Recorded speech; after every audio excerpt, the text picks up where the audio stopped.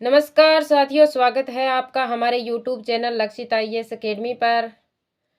पिछले वीडियो में हमने पिछली क्लास के अंदर वाच्य क्या होते हैं उनके बारे में अध्ययन किया था, यानी वाक्य को किस प्रकार बनाया जाता है, उसका संगठन किस प्रकार होता है, सबसे पहले क्या आता है, बाद में क्या आता है, क्रिया किस प्रकार बनती है, किसके सहयोग से बनती है, क्रम के आधार पर क्रिया का प्रयोग किया जाता है या कर्ता के आधार पर प्रयोग किया जाता है या फिर भाव के आधार पर क्रिया का प्रयोग किया जाता है, और किस किस के साथ कर्ता के साथ कौन सा परसर्ग लगता है और कर्म के साथ कौन सा परसर्ग लगता है, इन सब का अध्ययन हमने किया था। आज का हमारा टॉपिक है वाच्य परिवर्तन। यानी कि यदि कोई भी वाच्य है, जैसे वाच्य कितने प्रकार के होते हैं, वाच्य होते हैं मुख्य रूप से 3 प्रकार के। कितने प्रकार के होते हैं? 3 प्रकार के हमने अध्ययन किया था। एक है कर्तवाच्य पहला, दूसरा है क्रमवाच्य और तीसरा था भाववाच्य। ठीक उसी प्रकार यदि कर्तवाच्य है तो उसको यदि हमें कर्मवाच्य में बदलना है, परिवर्तन का मतलब बदलना, वाच्य परिवर्तन मतलब एक वाच्य को दूसरे वाच्य में बदलना। वाच्य 3 ही है, कर्म, कृत और भाव। यदि कर्तवाच्य में कोई वाक्य दे दिया तो उसको कर्मवाच्य में कैसे बदलेंगे, और कर्मवाच्य वाले वाक्य को हम कर्तवाच्य में कैसे बदलेंगे, और यदि कर्मवाच्य और कर्तवाच्य को भाववाच्य में बदलना है तो कैसे बदलेंगे, और भाववाच्य को यदि कर्त और क्रम में बदलना है तो कैसे बदलेंगे, उसके बारे में आज हम अध्ययन करने वाले हैं। तो सबसे पहले हमारा टॉपिक वाच्य परिवर्तन हो गया, ठीक है। उसके बाद में ये देखो कर्तवाच्य से कर्मवाच्य बनाना। यानी यदि हमें कर्तवाच्य दे दिया जाए, कर्तवाच्य कौन सा होता है? जिसमें कर्ता की प्रधानता होती है। कर्ता की प्रधानता तो होती है लेकिन उसके अंदर जो क्रिया, क्रिया का लिंग, वचन और जो कारक होता है वो किसके अनुसार आता है? कर्ता के अनुसार आता है। यानी जहां पे क्रिया का प्रयोग कर्ता के अनुसार किया जाता है, कर्ता वाक्य में प्रधान होता है। यदि पुल्लिंग कर्ता है, एक वचन है तो क्रिया भी पुल्लिंग और एक वचन होगी। यदि कर्ता स्त्रीलिंग बहुवचन है तो हमारी क्रिया भी बहुवचन स्त्रीलिंग होगी। ठीक इसी प्रकार देखो कर्तवाच्य हमें पता चल गया, जिसमें कर्ता की प्रधानता और कर्ता के अनुसार क्रिया का प्रयोग किया जाए उसे कर्तवाच्य कहते हैं। तो देखो अब देखो कर्तवाच्य में कर्ता की प्रधानता होती है। क्या होती है? प्रधानता मतलब प्रधान कर्ता धर्ता उस वाक्य का कौन होता है? कर्ता होता है। जबकि कर्मवाच्य में कर्म की, यदि कर्मवाच्य हो तो उसमें प्रधानता किसकी होगी? कर्मवाच्य की, यानी कर्म की होगी।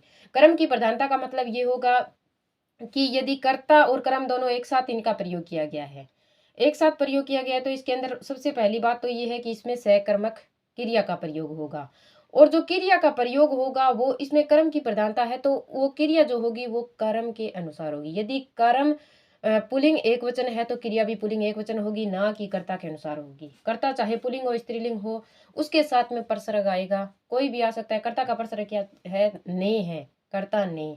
परसर्ग का मतलब कारक चिन्ह हो गया उसका, तो वहां पे साइलेंट रहेगा कर्ता और कर्म की प्रधानता होगी। वो कौन सा होता है? कर्मवाच्य होता है। अतः किसी वाक्य को कर्तवाच्य से कर्मवाच्य बनाते समय वाक्य में कर्ता को प्रधानता न देकर उसे गौण बना दिया जाता है। गौण मतलब उसका जो स्थान है, वैसे तो वाक्य में सबसे पहला और बड़ा स्थान किसका होता है? कर्ता को होता है, ठीक है ना।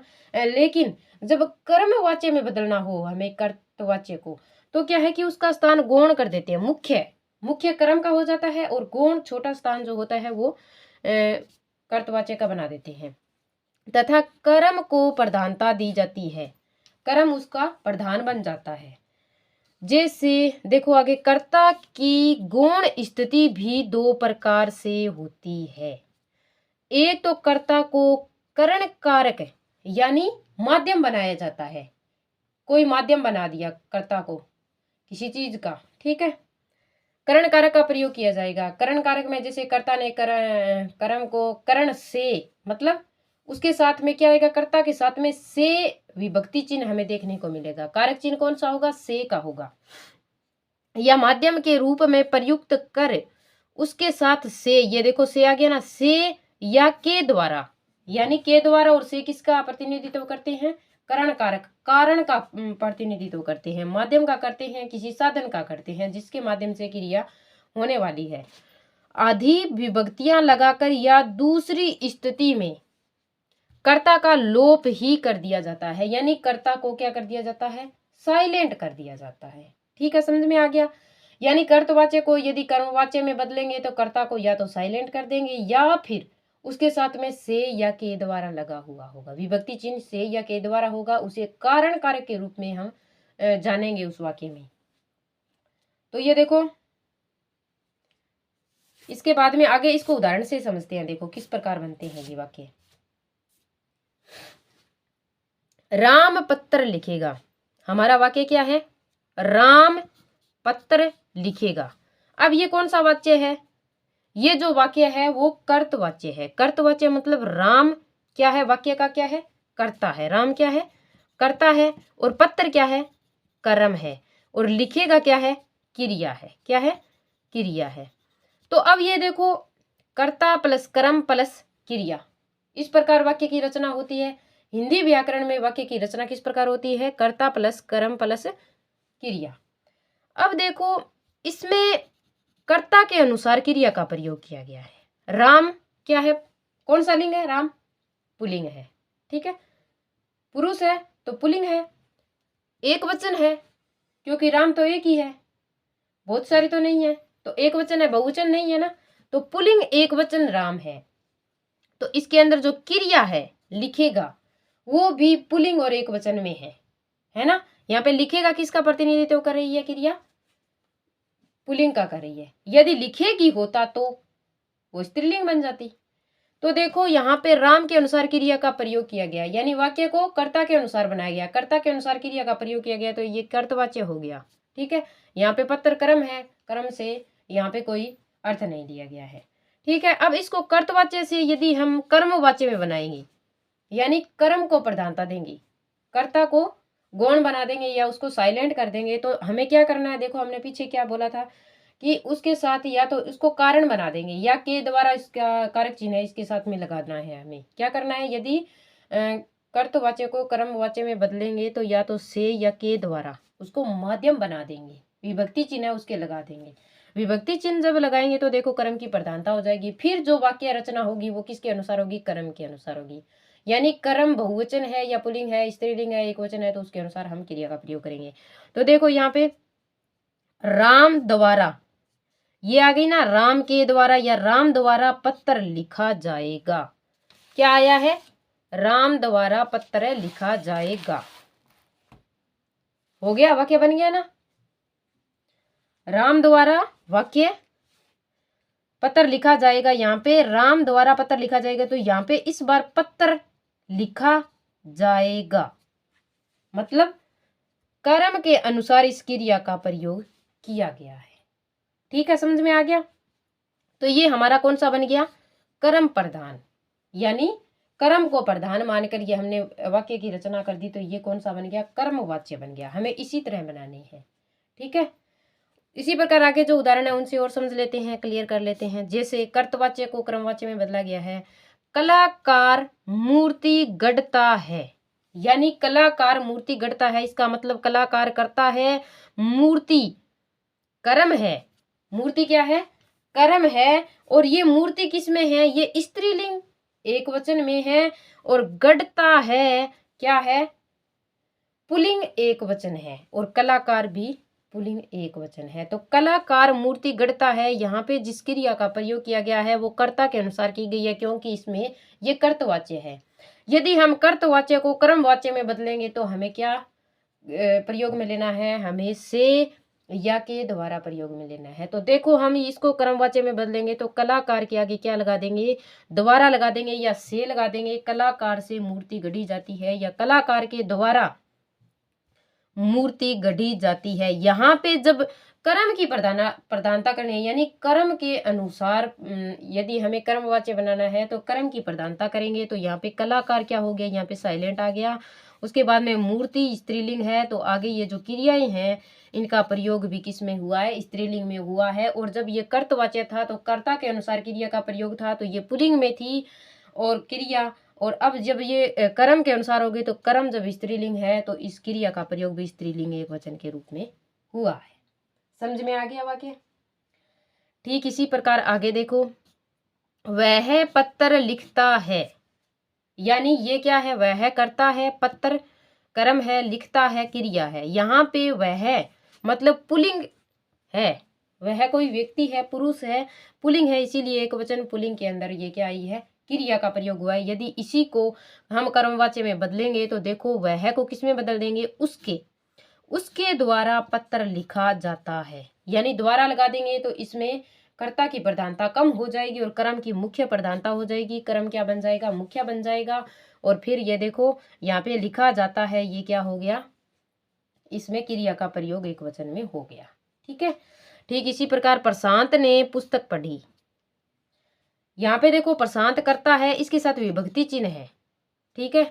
और पुस्तक पढ़ी, यहाँ पे पुस्तक से अर्थ लिया गया है। ठीक है। यहाँ पे ये कर्मवाच्य ही है, कर्ता कर्तवाच्य के अंदर इसको ऐड किया गया है। लेकिन यहाँ पे यदि हम इसको कर्तवाच्य को कर्मवाच्य में बदलेंगे तो प्रशांत द्वारा पुस्तक पढ़ी गई। ठीक है, इसको इस तरह बना देंगे। और यदि इनको क्वेश्चन आ जाए कर्मवाच्य को कर्तवाच्य में बदलिए, तो हमें क्या करना है, ये जो निशान हमने ऐड किए हैं उनको हटा देना है। और ये जो क्रियाएं हमने कर्म के अनुसार बदली है उनको दोबारा कर्ता के अनुसार बदल के हम वाक्य को सेम टू सेम इस प्रकार बना देंगे। ठीक है। ठीक इसी प्रकार आगे चलते हैं। यहां तक समझ में आ गया।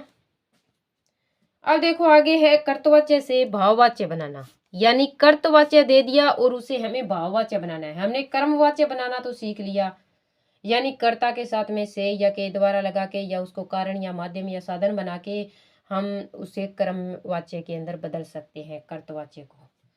और यदि कर्तवाच्य को भाववाच्य में बदलना हो तो हमें किसका प्रयोग करना है और किसका प्रयोग हटाना है, यानी कौन से शब्दों को ऐड करना है और कौन से शब्दों को निकालना है वाक्य से, इसका हम अध्ययन करते हैं। भाव का मतलब हो गया भाव सूचक। ठीक है। तो देखो कर्तवाच्य में क्रिया कर्ता के अनुसार प्रयुक्त होती है। सिंपल और सीधी सी बात है कि कर्तवाच्य में क्रिया किसके अनुसार होती है, कर्ता के अनुसार होती है। प्रयोग में ली जाती है, प्रयुक्त का मतलब प्रयोग में ली जाती है। जबकि भाववाच्य में प्रयुक्त क्रिया न तो कर्ता के अनुसार होगी, यानी उसमें कर्ता की कोई भूमिका नहीं होगी, भाववाच्य में अनुकूल होती है, और ना ही कर्म के अनुसार होगी। भाववाच्य के अंदर क्रिया अकर्मक होती है। ज्यादातर वाक्यों में देखने को मिला है कि भाववाच्य के अंदर क्रिया क्या होती है, अकर्मक होती है, और कर्मवाच्य के अंदर सकर्मक होती है, क्योंकि उसमें कर्म की प्रधानता होती है। लेकिन भाववाच्य में ना तो कर्ता की प्रधानता और ना ही कर्म की प्रधानता, तो इसके अंदर ज्यादातर क्या होते हैं, क्रियाएं अकर्मक होती है। यानी इसमें ना तो कर्ता की कोई भूमिका है ना ही कर्म की भूमिका, इसमें उस शब्द यानी उस वाक्य के अर्थ की भूमिका है कि वो वाक्य हमें कहना क्या चाहता है, वो किस प्रकार के भाव पैदा कर रहा है। तो देखो, बल्कि वह असमर्थता, असमर्थता मतलब कमजोर, वह कोई कार्य करने में क्या है, समर्थित नहीं है, असमर्थ है उस कार्य करने को, कमजोर है, उसकी इच्छा शक्ति कम है। ठीक है, के भाव के अनुसार होती है, यानी कि वह जो कार्य उसे दिया गया है वह नहीं कर सकता, उसके अंदर अक्षम है। ठीक है, किसी प्रकार की कोई एक्टिविटी वो नहीं करना चाहता है व्यक्ति। अतः कर्तवाच्य से भाववाच्य बनाते समय कर्ता के साथ से लगाया जाता है। से तो हमने पीछे भी लगाया था, मतलब के द्वारा लगाया था वहां पे कर्मवाच्य में बदलते समय। अतः कर्मवाच्य से भाववाच्य बनाते समय कर्ता के साथ से लगाया जाता है, या कर्ता का उल्लेख ही नहीं होता है। कई बारी तो कर्ता होता ही नहीं है वाक्य के अंदर, किंतु कर्ता के उल्लेख न होने की स्थिति तब होती है जब मूल कर्ता सामान्य लोग हो। यानी यदि कर्ता हो भी जाए बाई चांस, तो उसमें सामान्य लोग आएंगे। कौन आएंगे, सामान्य लोग हों। साथ ही मुख्य क्रिया के पूर्ण कर्दंती कर्मों के बाद संयोगी क्रिया जा लगती है। यानी इसमें क्रियाएं कितनी होती है, भाववाच्य में 2 होती है। संयोगी क्रिया के बाद यानी पूर्ण कर्दंती कर्मों के बाद संयोगी क्रिया जा लगती है, यानी इसमें जा जो क्रिया है उसका प्रयोग किया जाता है। तो देखो इसको उदाहरण से और क्लियर कर लेते हैं। तो मैं अब चल नहीं पाता, ये क्या है, कर्तवाच्य है। मैं अब चल नहीं पाता, तो इसको भाववाच्य में जब हम बदलेंगे, देखो मैं करता है, अब चल नहीं पाता, मतलब ये कमजोर है, अक्षम है चलने में, या असमर्थ है, तो चल नहीं पाता। यहाँ पे ये क्या है, निषेधात्मक है। भाववाच्य जो होते हैं ज्यादातर क्या होते हैं, निषेधात्मक होते हैं। ठीक है। तो मैं अब चल नहीं पाता, इसको यदि हम भाववाच्य में बदलेंगे तो ये कर्ता के अनुसार ये क्रिया का प्रयोग हो रहा है। यहाँ पे दो क्रियाओं का प्रयोग होता है, पाता है और चलना, ठीक है ना। तो मुझसे हम इसको क्या बना देंगे, इसको यदि भाववाच्य में बदलेंगे तो मैं को कर्ता को गौण बनाएंगे या साइलेंट करेंगे तो मुझसे, मुझे, यानी मुझसे ही आ गया इसके अंदर, मुझे से अब चला नहीं जाता है। यानी यहाँ पे से लगा दिया और बाकी वाक्य जैसा था वैसे हमने लिख दिया। तो यहाँ पे से का प्रयोग होने से ये वाक्य क्या बन गया, भाववाच्य बन गया। यानी इसके अंदर भाव उत्पन्न हो रहा है कि मुझसे अब चला नहीं जाता है, यानी कि और क्रिया नहीं हो सकती, मैं इसमें असमर्थ हूं। ठीक है, ये से लगाने से यहाँ पे भाव पैदा हो गया। आगे है, गर्मियों में लोग खूब नहाते हैं।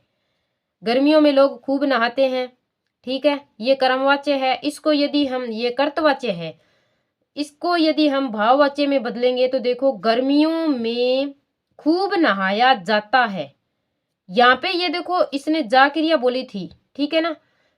यहाँ पे कर्दंती कर्मों के बाद में ये जो कार्य चलना है, इसके बाद में ये देखो जाता, यहाँ पे पाता है, चल नहीं पाता, यहाँ पे चला नहीं जाता, यानी जा संयोगी क्रिया के अंदर जा का प्रयोग करेंगे। ठीक इसी प्रकार देखो, खूब नहाते हैं तो खूब नहाया, खूब का हो गया, क्रिया हो गई नहाया, उसके बाद में संयोगी क्रिया का प्रयोग कर दिया जाता है, यानी गर्मियों में खूब नहाया जाता है। वे गा नहीं सकते, वे को हम यदि भाववाच्य में बदलेंगे तो किस में बदलेंगे, से का प्रयोग करना है वे के साथ में। तो वे से तो नहीं लिख सकते, लेकिन उनसे, वे को हम उनसे में बदल देंगे। और गा को क्या हो गया, गाया, यानी बहुवचन बना दिया। नहीं जा सकता, सकते हैं तो जा सकते, जा का प्रयोग कर देंगे पहले संयोगी क्रिया के अंदर, और ये हमारा वाक्य दूसरा बन जाएगा। तो ये क्या हो गया, उनसे गाया नहीं जा सकता, ये हमारा भाववाच्य में परिवर्तन हो गया। ठीक इसी प्रकार कर्मवाच्य और भाववाच्य, अभी तक हमने अध्ययन किसका किया था कि कर्तवाच्य से कर्मवाच्य बनाना और कर्तवाच्य से भाववाच्य बनाना। यदि कर्मवाच्य और भाववाच्य से हमें कर्तवाच्य बनाना हो तो हम कैसे बनाएंगे, ठीक है। तो देखो कैसे बनाना है, से कर्तवाच्य बनाना, तो कर्तवाच्य में कर्ता की प्रधानता होती है, जबकि कर्मवाच्य में कर्म की। अतः कर्मवाच्य से कर्तवाच्य बनाते समय पुनः कर्ता के अनुसार क्रिया का प्रयोग होगा, सीधी सी बात है। यानी कि कर्मवाच्य से और भाववाच्य से हमें कर्तवाच्य में बनाना है, तो इसमें किसको मुख्य माना जाएगा, कर्तवाच्य में कर्ता को मुख्य माना जाता है, तो फिर कर्ता के अनुसार क्रिया का प्रयोग करके हम उससे भाववाच्य को और कर्मवाच्य को कर्तवाच्य में बदल देंगे। ठीक है, ये देखो क्रिया प्रयुक्त कर देंगे, प्रयोग में ले लेंगे। जैसे इसके उदाहरण है, ये कर्मवाच्य देखो, उसके द्वारा, के द्वारा आ गया ना, ये कर्मवाच्य है। पत्र लिखा जाएगा, यानी पत्र के अनुसार इसमें ये जो क्रियाओं का प्रयोग किया गया है। तो आगे देखो, यदि इसको हमें कर्मवाच्य में बदलना है तो इसमें हमें क्या करना है, एक तो ये उसके हटाना है, उसके हटा देंगे तो उसको वह बना देंगे, और पत्र लिखा, लिखा का क्या बन जाएगा, यहाँ पे गा आया है तो ये गा इसके अंत में लगा के जा को हम हटा देंगे, तो ये देखो वह पत्र लिखेगा, वह पत्र लिखेगा, कर्मवाच्य से हमने कर्तवाच्य बना दिया। यदि कर्तवाच्य को कर्मवाच्य में बदलेंगे तो इस प्रकार होगा। इसी प्रकार बच्चों द्वारा चित्र बनाए गए, ठीक है, तो यदि इसको कर्मवाच्य में बदलेंगे तो बच्चों, बच्चे इसमें क्या है, कर्ता है, द्वारा हटा देंगे क्योंकि ये कर्म में प्रयुक्त होता है, द्वारा हटा देंगे। फिर चित्र, तो चित्र ही रहेगा, कर्म है। बनाए गए, बनाए गए का बना देंगे हम बनाए, क्या ले लेंगे, ये गए इसको हटा देंगे, यहाँ पे हमने जय ये हटा दिया, सीधा गा लिया है, हम आखिरी शब्द लेंगे इसका, तो बनाए ले लिया। ठीक है, हमें दो क्रियाओं का प्रयोग नहीं करना, एक ही क्रिया का प्रयोग करना है। तो बच्चों ने चित्र बनाए, ठीक है, हो गया। इसके बाद गधे द्वारा बोझा ढोया गया, यहाँ पे गधा क्या है, कर्ता है, ये कर्ता हो गया गधा, गधे। अब द्वारा को हटा के यहाँ पे किसका प्रयोग कर दिया, ने, बोझा का बोझा रह गया, ढोया का ढोया गया, हटा दिया, यानी या आना था, ये या इसमें आ गया, तो गधे ने बोझा ढोया। और इसको कर्मवाच्य में बदलेंगे तो क्या, कैसे लिखेंगे, गधे द्वारा बोझा ढोया गया। ठीक है, ये हमारा वाच्य और वाच्य परिवर्तन की क्लासें कंप्लीट हुई, वीडियो कंप्लीट हुआ। थैंक यू, धन्यवाद।